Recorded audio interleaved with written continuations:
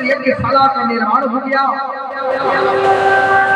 सुंदर सी वेदिका बनाई गई और अग्नि उत्पन्न हुई। गुरु शुक्राचार्य जी तांत्रिक विधि से मंत्र उच्चारण करने लगे और पहला यज्ञ का कार्य शुरू हो गया।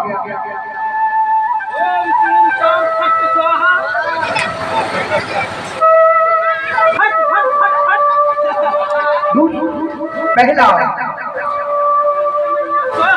दूसरा,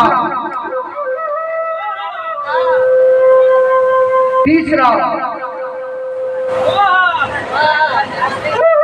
एक एक यज्ञ होते रहे और गुरु शुक्राचार्य जी ने राजा बलि से 99 यज्ञ पूर्ण करवा दिए। गुरु शुक्राचार्य कहते हैं, सावधान राजा बलि, अब मैं जिस यज्ञ को करवाने जा रहा हूं, इस यज्ञ का नाम है विश्वजीत यज्ञ।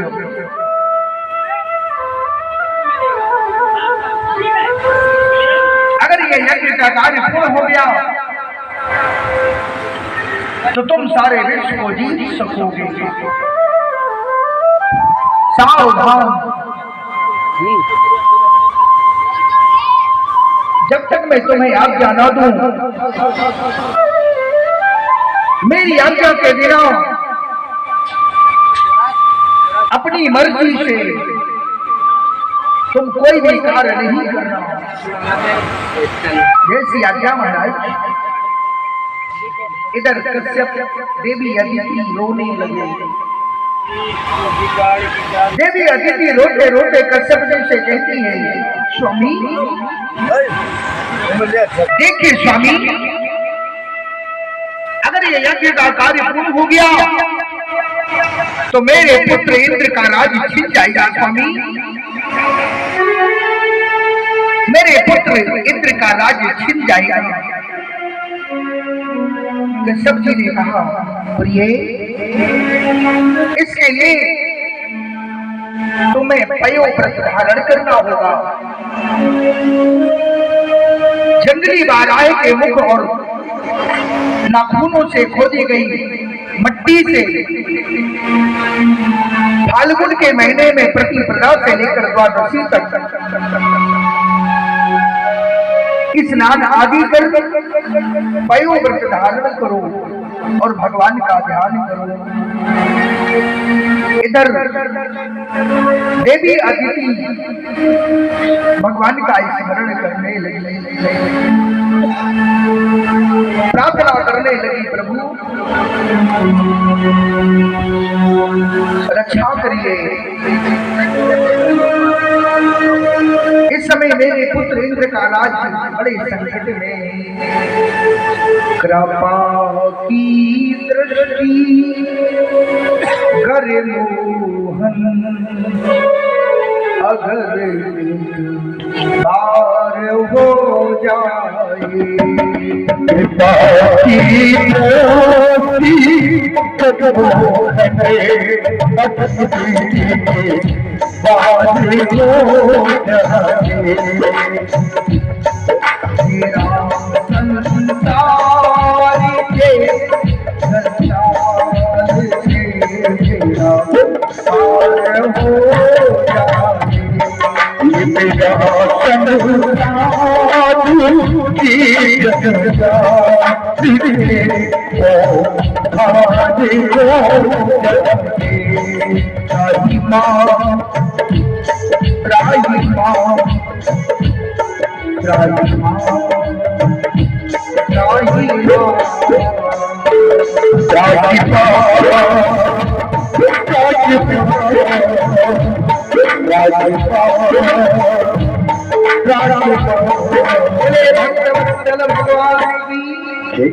भगवान ने नारायण प्रकट हो गए। हे माता अदिति, हे कश्यप जी, मैं आपका पुत्र बनकर के जन्म ले चुका हूं।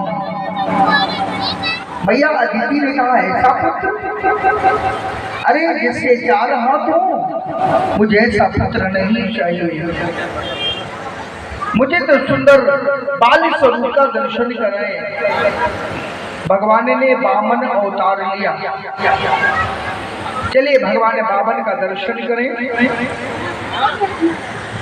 स्वागतम वामन शरणागतम वामन, स्वागतम